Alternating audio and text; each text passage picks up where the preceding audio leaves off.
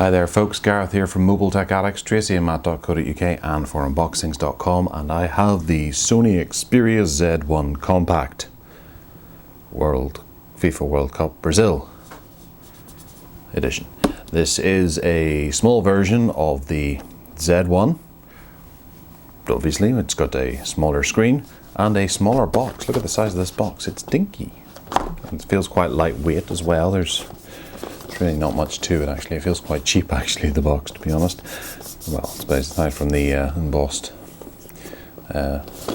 wording on the side, nothing on that side. A little line there, just to point that out. Nothing at the top. And on the back shows a variety of colours that this comes in, being pink, white, green and black. This is the white one we have here. It's got a 20 megapixel camera in it. Exmor RS for mobile. Always useful to have that, as is Bions for mobile.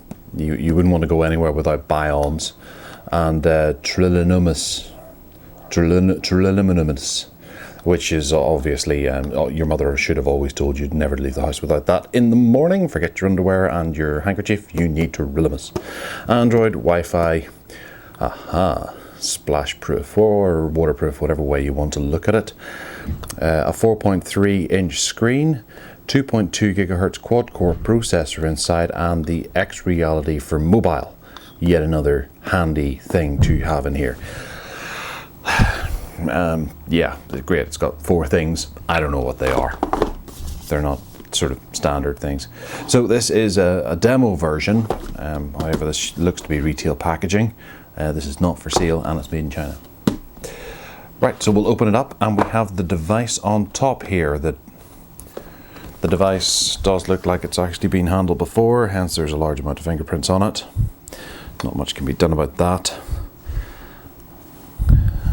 Yeah, it's scraped and things, but we'll come to the device in a minute. What else do we have in here? We have a whole lifty out cardboard bit. Under here we have paraphernalia, bits of paper.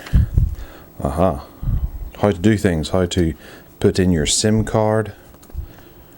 Appears to have these little latches that other Xperias have had as well. Startup guide and SAR information in case you need to brush up on your SAR-ness.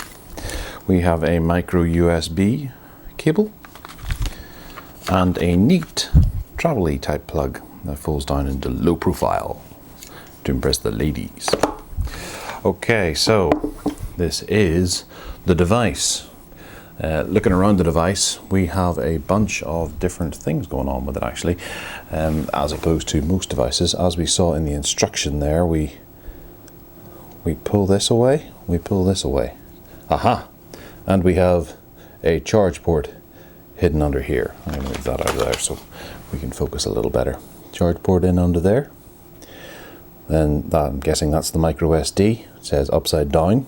Silly Sony printing it upside down. And that's where it goes in there. And we have what looks like a pogo plug, 2 pogo plugs, and a bit in the middle here. And then down here we have, this would be the SIM card tray, I'm guessing. And from that it seemed to show a little tray. When we pull it out, we can put a SIM card in that and then push it back. Oh, it's very flimsy, that. I suppose you only really use it once, don't you? It's not like you're going to be hot swapping all the time, unless you review these devices for a living. Yeah, okay, so we've got a 3.5mm headphone jack here. That doesn't seem to be going in very well. Maybe I just didn't push it in properly. So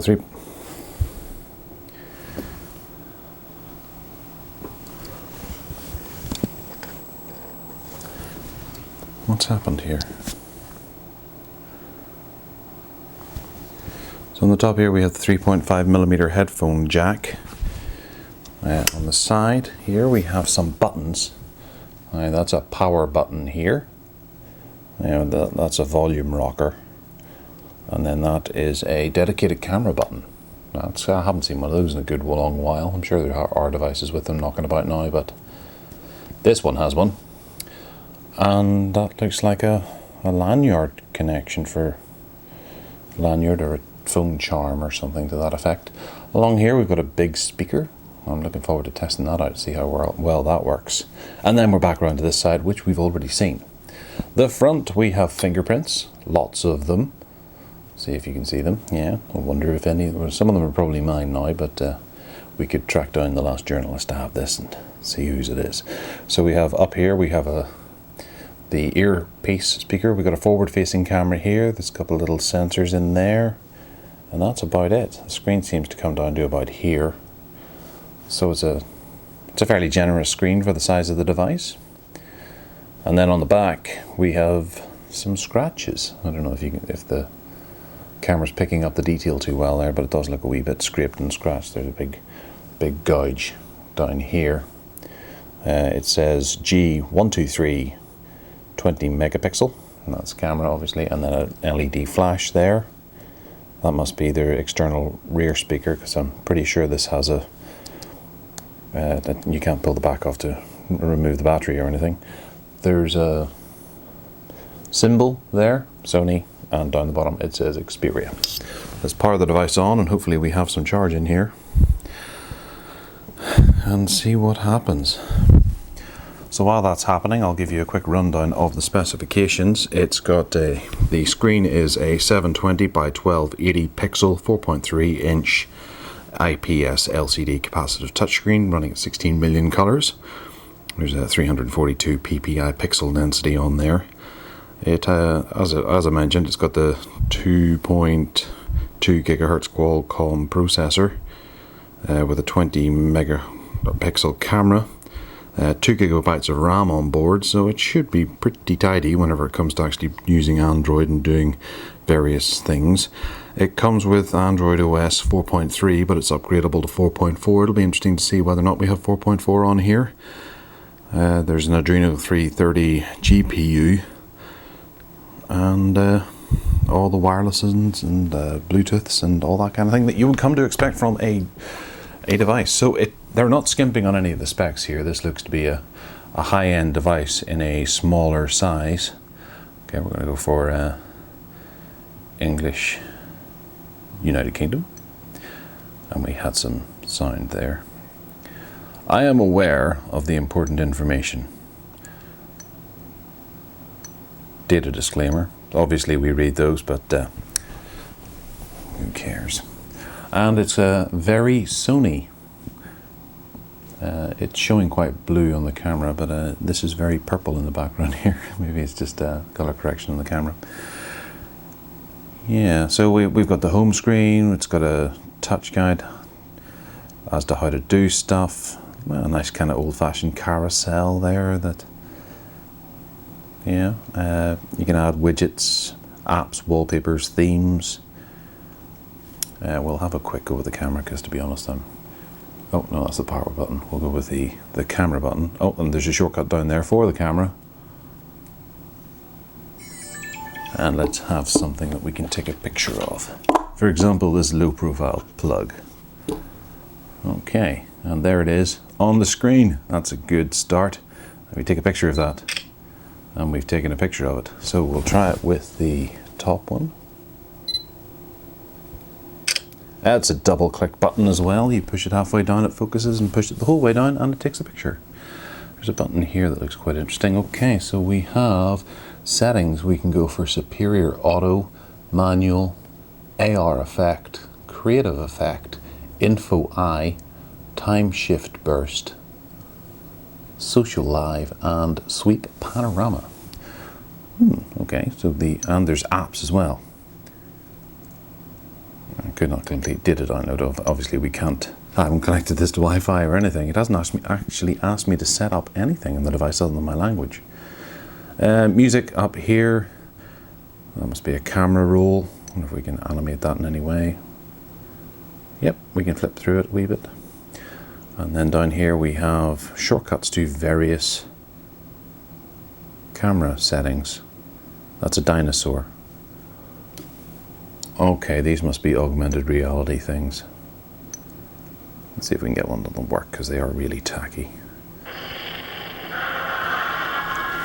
Yes, we have a Tyrannosaurus Rex sitting on our table here. And there's a volcano in the background. I don't know if you can pick that up. There we go. Some plant life, interesting floral and fungi growing out of the box. That's it's not real, okay? I'll just tell you that now in case you're freaking out. Okay, what else is installed? It comes with a quick flick of a menu there, just to show you that it's there. We obviously have Walkman, Album, Movies, and Sony Select. These are built-in Sony applications, and then Video Unlimited. That's one of their kind of Netflixy type things. I think you can get TV shows through that. I've seen it on the PlayStation, but I've never actually used it. Smart Connect, that allows you to push stuff over to the PlayStation and other Sony bits or Sony technology. Track ID, must be a track identifier, like Shazam or what have you. Then support Xperia Care. All right, that's one of those Care products. Yeah. Voice search, all looks fairly standard. Track ID for TV. Oh, that sounds quite interesting now. Application needs the internet, and we'll do that again for the review. Update center, which would probably require the internet too. Oh no, I read the other day that this actually has to update through keys. Or not keys, no, through the computer, through the Sony communication tool, or whatever it is. Then we have the Xperia Lounge, Notes, File Commander, Stretch, Sketch, Add a drawing.